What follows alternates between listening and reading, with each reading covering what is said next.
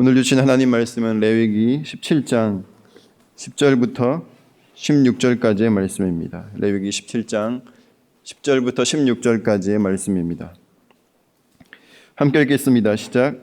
이스라엘 집 사람이나 그들 중에 거류하는 거류민 중에 무슨 피든지 먹는 자가 있으면 내가 그 피를 먹는 그 사람에게는 내 얼굴을 대하여 그를 백성 중에서 끊으리니 육체의 생명은 피에 있음이라. 내가 이 피를 너희에게 주어 제단에 뿌려 너희의 생명을 위하여 속죄하게 하였나니 생명이 피에 있으므로 피가 죄를 속하느니라. 그러므로 내가 이스라엘 자손에게 말하기를 너희 중에 아무도 피를 먹지 말며 너희 중에 거류하는 거류민이라도 피를 먹지 말라 하였나니 모든 이스라엘 자손이나 그들 중에 거류하는 거류민이 먹을 만한 짐승이나 새를 사냥하여 잡거든 그것의 피를 흘리고 흙으로 덮을지니라.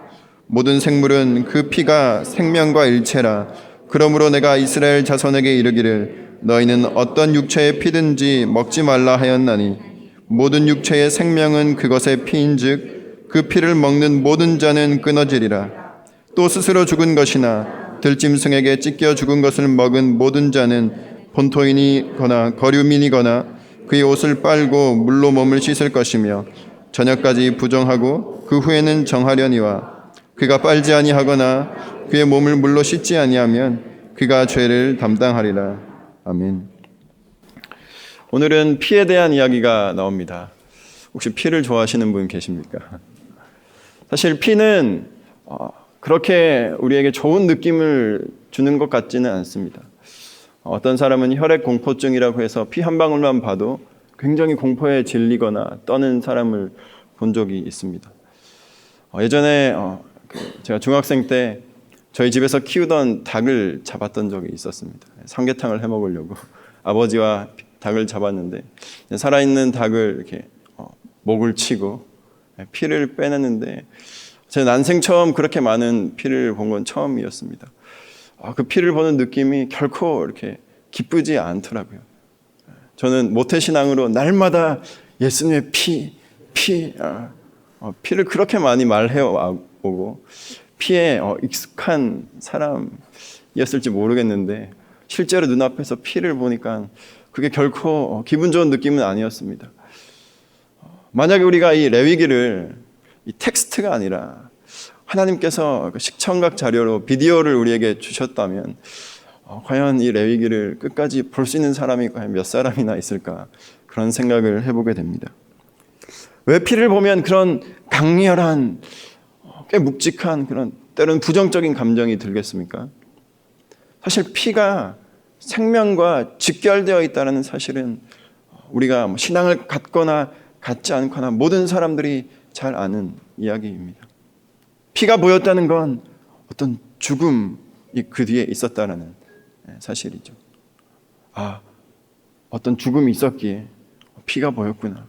그러니까 피를 보면서 우리는 죽음을 생각한다라는 거예요. 생명이 소진되었다라는 것, 생명이 소모되었다는 걸 우리는 직감하는 것입니다. 그래서 동서고금을 막론하고 피가 생명과 직결되었다 이걸 많은 사람들은 알고 있었습니다. 그래서 특히 고대 근동에서는 이 피를 마시는 그런 음식 섭취의 문화가 있었습니다. 많은 사람들이 동물을 잡고 단순히 그 동물의 고기만을 먹는 것이 아니라 그 동물의 피까지 이렇게 마시는 그런 음식 문화가 있었다는 것이죠. 왜 그들이 그렇게 피를 마셨겠습니까? 바로 피에 생명이 있기 때문에 내가 그 동물의 그 힘센 동물의 그 생명력이 아주 강한 그 동물의 피를 먹으면 그 생명력이 나에게 올 거라는 어떤 믿음과 확신이 있어서 그렇게 피를 먹었던 것 같습니다. 그런데 오늘 말씀에 보면 하나님께서는 히브리 민족에게 피를 절대 마시지 말라, 피를 먹지 말라, 피를 먹는 날에는 내가 내 얼굴을 너에게 돌려서 너희를 내 백성 중에서 끊으리라 이렇게까지 말씀하시는 것을 볼 수 있습니다. 우리 10절부터 11절까지의 말씀입니다. 함께 읽겠습니다. 시작. 이스라엘 집 사람이나 그들 중에 거류하는 거류민 중에 무슨 피든지 먹는 자가 있으면 내가 그 피를 먹는 그 사람에게는 내 얼굴을 대하여 그를 백성 중에서 끊으리니 육체의 생명은 피에 있음이라. 내가 이 피를 너희에게 주어 제단에 뿌려 너희의 생명을 위하여 속죄하게 하였나니 생명이 피에 있으므로 피가 죄를 속하느니라. 하나님께서 피를 먹지 말라라고 명령하셨는데 그 이유를 뭐라고 말씀하시는가? 육체의 생명이, 우리의 생명이 피에 있기 때문에 피를 먹지 말라고 말씀하셨어요. 그런데 그 당시에 수많은 이방 민족들은 생명이 피에 있기 때문에 피를 마셨다라는 겁니다. 그 생명을 내 생명으로 만들고 싶었기 때문에 피를 마셨다라는 거예요. 그러니까 다른 존재의 생명을 내가 빼앗아서라도 내 생명을 보장받고 싶었던 거예요. 다른 생명의 어떤 생명을 내가 죽여서라도 내 생명을 조금 더 연장하고 싶었던 겁니다. 다른 어떤 존재의 생명을 빼앗아서라도 내가 죽음으로부터 조금 더 멀어질 수 있다면, 내 수명이 조금 더 길어질 수 있다면, 내 인생에 들이온 그 죽음의 그림자가 조금 더 이렇게 멀어질 수 있다면 기꺼이 누군가의 생명을 취하는 그런 삶의 방식을 당시에 수많은 이방 민족들은 그렇게 살아가고 있었던 것입니다. 그런데 하나님께서는 그 방식이 틀렸다라고 말씀하시는 거예요. 피를 먹지 마라. 그 의미에는 다른 존재의 생명을 빼앗는 방식으로 내 생명을 채워가는 그 삶의 방식이 하나님께서 기뻐하시는 방식이 아니다라고 말씀하고 계시는 것이죠. 마치 내가 생명의 주인인 것처럼 착각하고 내가 필요하면 내 마음대로 누군가의 생명을 어떻게 좌지우지 할 수 있다라는 그런 의미가 피를 마시는 그들의 문화 속에, 그들의 행위 속에 들어 있었던 것입니다. 하나님께서는 그런 삶의 방식을 기뻐하지 않으셨던 것입니다.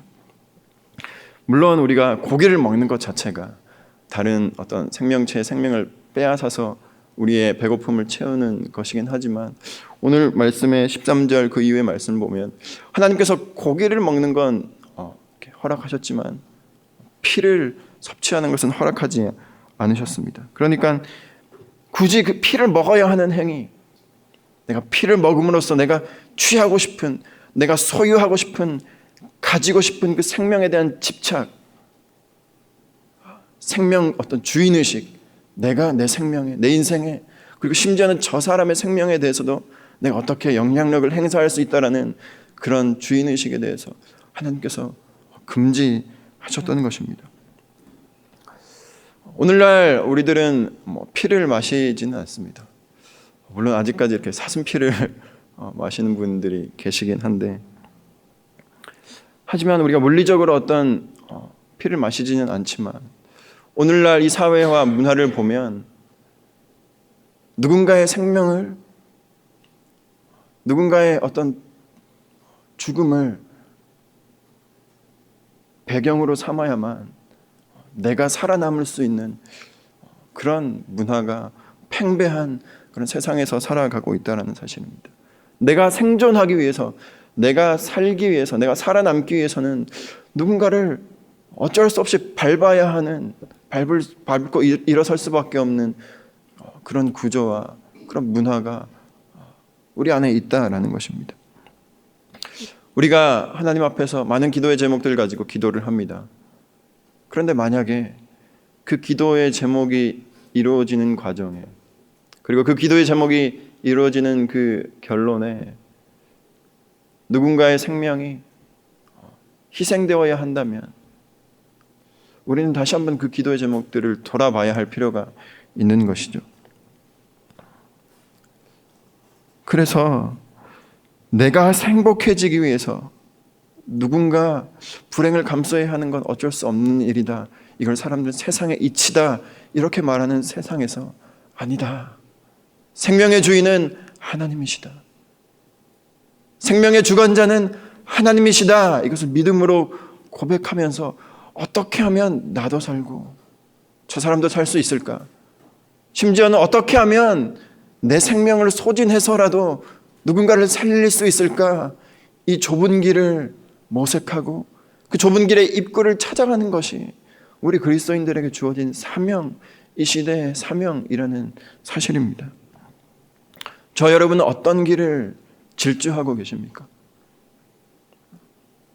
우리의 꿈과 내가 행복하다라고 하는 그 상태를 이루기 위해서 나도 모르게 희생되어져 가는 어떤 이들의 생명들이 있지 않습니까?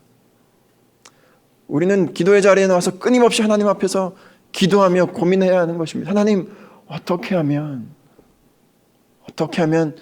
내 것을 이루기 위해서 누군가 죽어가는 것을 눈 감을 수 있을까요? 이게 아니라 하나님, 그 사람이 살기 위해서라면 하나님, 제가 기꺼이 나의 것을 주님께 내어드릴 수 있을까요? 그 마음 주십시오. 이렇게 하나님 앞에 기도해야 하는 줄로 믿습니다.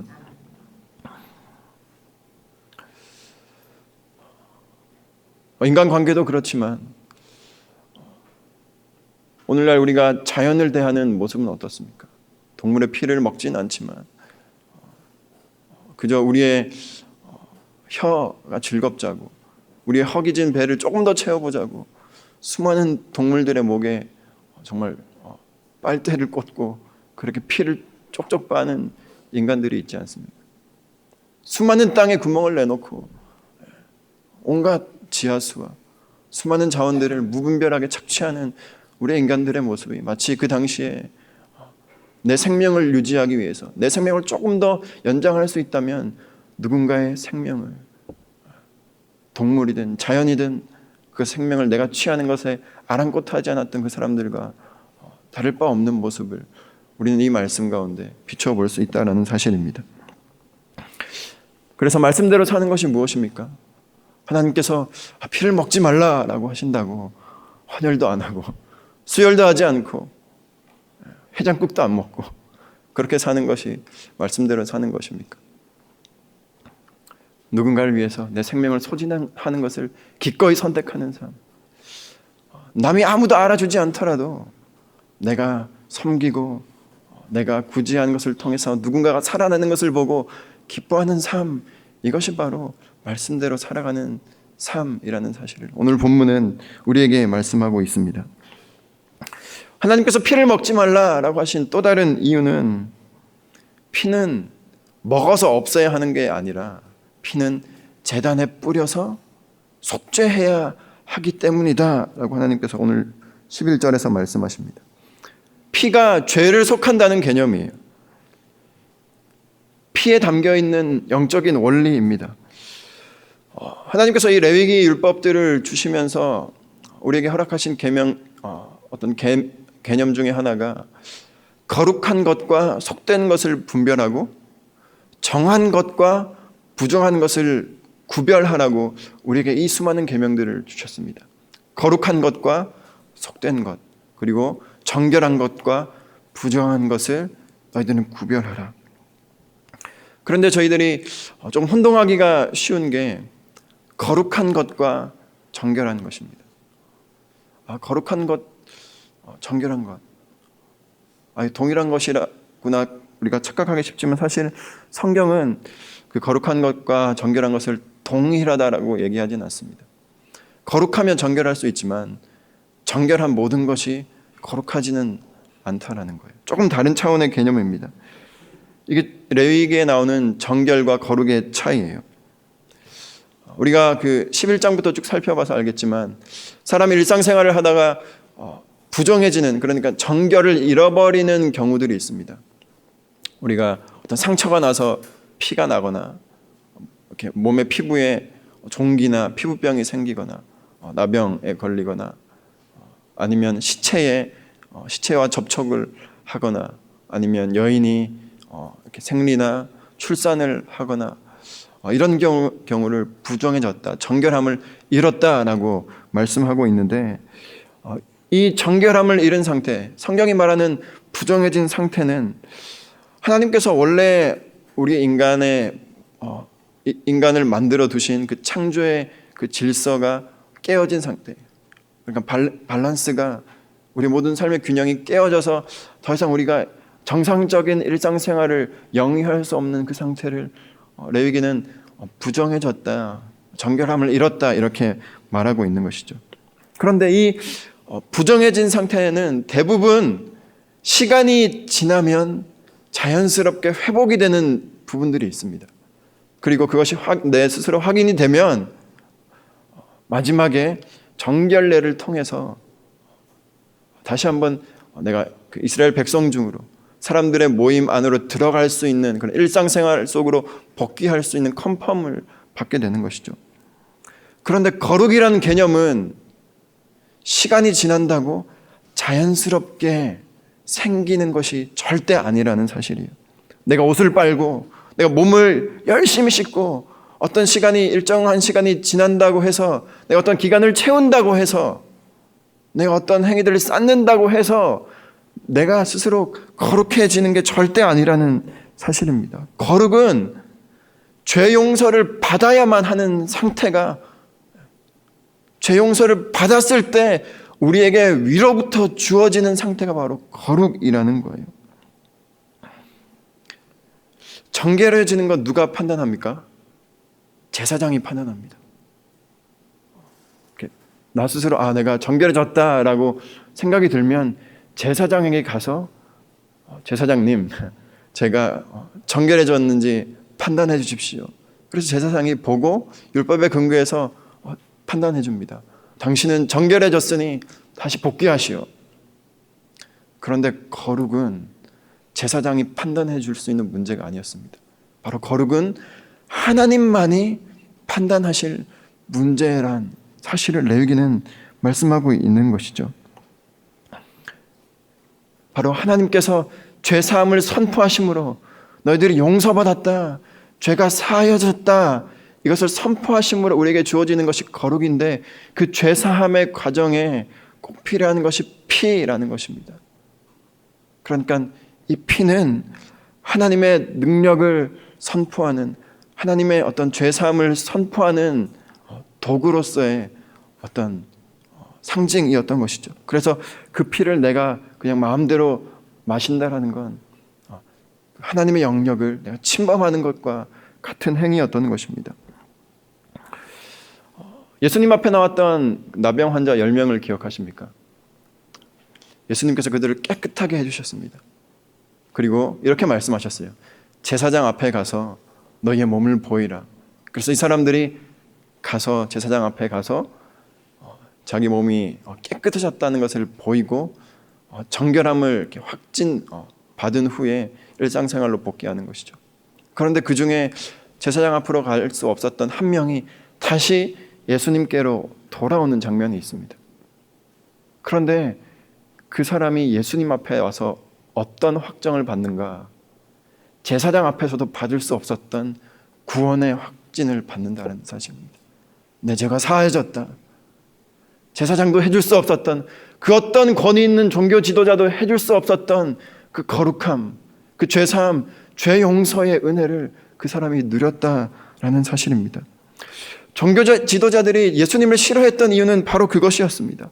눈먼 자를 눈뜨게 하고 병든 자를 고치고, 사실 그 사람들에게도 정말 보기 좋은 어떤 볼거리였던 것이죠. 신기하다. 그런데 그 종교 지도자들의 심기를 건드리는 딱 한 마디의 말이 늘 예수님의 그 기적 행위 끝에는 있었다는 사실입니다. 내 몸이 정결해졌다. 그저 정결을 선포하시면 될 텐데, 그래서 제사장에게 가봐라 이렇게 얘기해 주시면 될 텐데, 꼭 거기서 예수님은 죄사함을 선포하시는 것입니다. 내 죄가 깨끗해졌다. 너에게 구원이 임했다. 하나님께서 너를 용서하셨다. 예수님은 그 자리에서 바로 당신이 하나님이라는 사실을 선포하고 계신 것입니다. 많은 종교 지도자들의 눈에는 그것이 너무 불편했던 것이죠. 이 레위기가 우리에게 말씀하고 있는 것은 무엇입니까? 우리가 정결해지더라도 어떤 종교 지도자가 우리의 정결함을 보증하고 보장하고 확진해 준다고 할지라도 우리는 여전히 죄사함 받아야 하는 죄인이다 라고 우리에게 말씀하고 있는 것입니다. 우리에게는 여전히 십자가의 보혈이 그리스도의 보혈이 필요하다라고 우리에게 말씀해주고 있는 것입니다. 대속죄일이 의미하는 바가 무엇입니까? 1년에 한 번 모든 이스라엘 자손들이, 모든 이스라엘 백성들이 그 속죄제에 참여해야 했습니다. 아무리 정결했던 사람도, 율법에 비추어서 흠없게 살았던, 깨끗하게 살았던 그 사람도 반드시 그 속죄제에 참여해야 했습니다. 왜냐하면 하나님 입장에서는 모든 인간은, 모든 사람은 죄 용서가 필요한 죄인이었기 때문에 어떤 정결함을 유지하고 살더라도 그 정결함이 자기 중심성을 띠고 살 수밖에 없는, 내가 어떤 희생과 봉사와 심지어 누군가를 사랑한다라고 하는 그 행위 속에도 우리는 나를 위해서 계산하고 내가 이 순간에 얻을 수 있는 건 뭘까 순식간에 도출해내는 그런 자기중심적인 죄인이기 때문에 그 죄로부터, 우리의 이기심으로부터, 중심성으로부터 구원해 주실 분은 하나님밖에 없기 때문에 하나님께서는 모든 사람으로 그 속죄제에 참여하기를 요구하고 명령하셨다는 것이죠.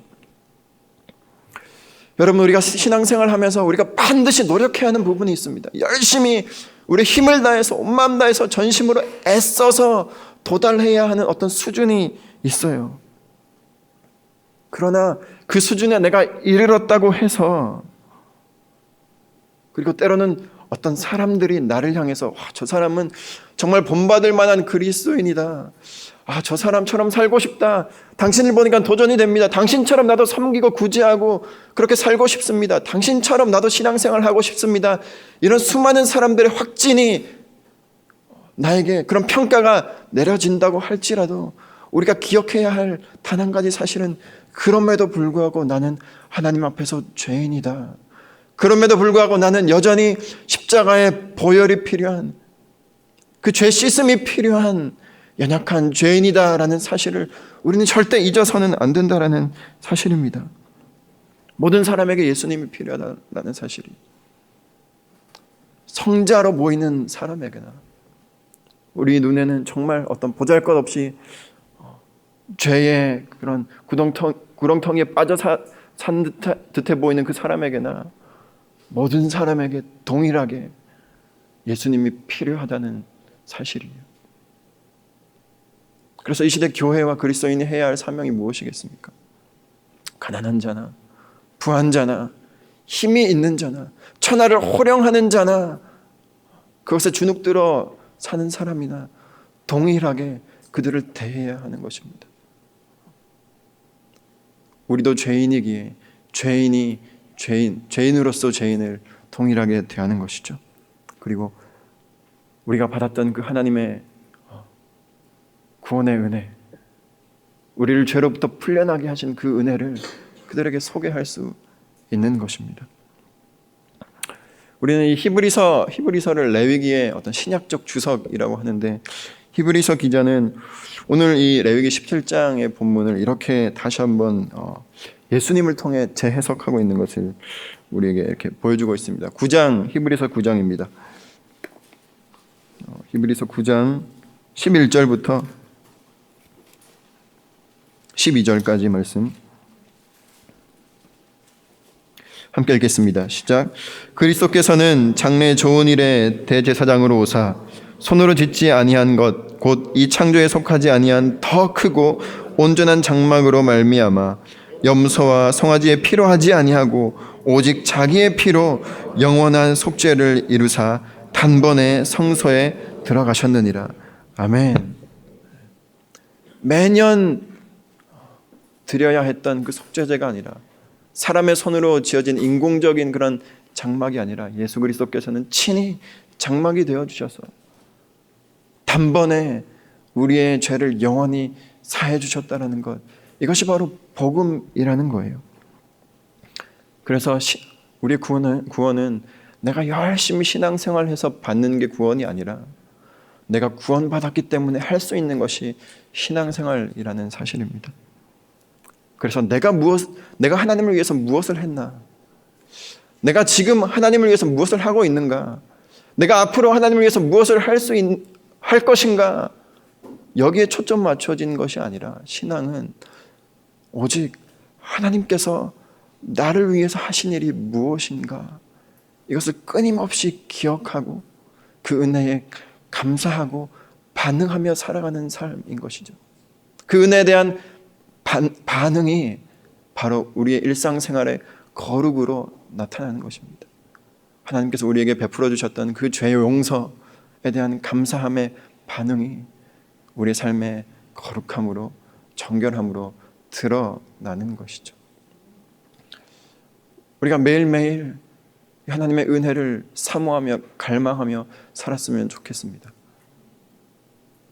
끊임없이 내가 어떤 상황에 있을지라도, 내가 때로는 좀 내가 스스로 생각하기에 내가 지금 좀 신앙생활을 좀 잘하고 있다, 이 정도면 볼만한 그리스도인이다 라고 생각되는 그 순간에도 다시 말씀을 읽으며 여전히 나는 하나님의 은혜가 필요한 죄인이구나, 이것을 깨닫고 살아가는 사람이 어떻게 남의 생명을 착취하고 사람들의 사이를 이간질하며 내 행복을 위해서 누군가의 불행을 배경 삼아 살겠습니까? 오늘도 저 여러분이 하나님의 은혜 안에 확실하게 거하게 되기를 주님의 이름으로 축복합니다. 함께 기도하겠습니다. 기도할 때 하나님, 내가 구하고자 했던 많은 기도 제목들 안에 알게 모르게 여러 가지 독소가 숨어 있음을 고백합니다. 하나님, 십자가의 보혈로서 우리의 모든 소원과 기도 제목과 우리의 꿈과 희망, 소망들을 깨끗하게 하셔서 하나님, 그저 구원받았다는 그 은혜에 감사함으로 삶의 매 순간 매 순간을 살아낼 수 있는 그런 자유로운 일생, 그런 기쁨으로 충만한 그런 우리의 삶 되게 주님 은혜 베풀어 주옵소서. 성령 하나님, 우리를 날마다 일깨워 주사 하나님께서 베풀어 주신 그 은혜를 잊지 않도록 날마다 기억할 수 있도록 성령 하나님 우리 안에 거하여 주옵소서. 함께 기도하겠습니다. 하나님 아버지, 이 시간 하나님 앞에서 단 한 가지 구하는 것은 예수 그리스도께서 그 십자가 위에서 우리를 위해 하신 일이 무엇이었는가입니다. 하나님, 내가 하나님을 위해서 한 일이 너무나도 소중해져서 그것이 내 의의가 되고 하나님, 내 자랑이 되어버렸던 하나님, 나의 신앙에서 그 모든 독소를 제거해 주시고 다시 한번 십자가 위에서 하나님께서 나를 위하여 하신 일이 무엇이었는지를 기억하며 살아가는 저희들 되게 하여 주시옵소서. 하나님, 정말 혼란하고 하나님, 정말 파도같이 넘실대는 이 흔들리는 이 세상 가운데 하나님, 우리가 이쪽에 있는 사람이나 저쪽에 있는 사람이나 하나님, 그 가운데에 있는 유일한 우리의 생명의 살 길이 되신 예수 그리스도의 길을 소개해주는, 모두가 구원받을 수 있는 그 길을 수많은 사람들에게 세상에 소개할 수 있는 하나님, 그런 용기와 지혜를 허락하여 주시옵소서. 무엇보다도 그 은혜 안에 우리가 날마다 확실하게 거하게 하여 주시옵소서. 하나님, 믿음의 확신 가지고 이 길 걷게 하여 주옵소서.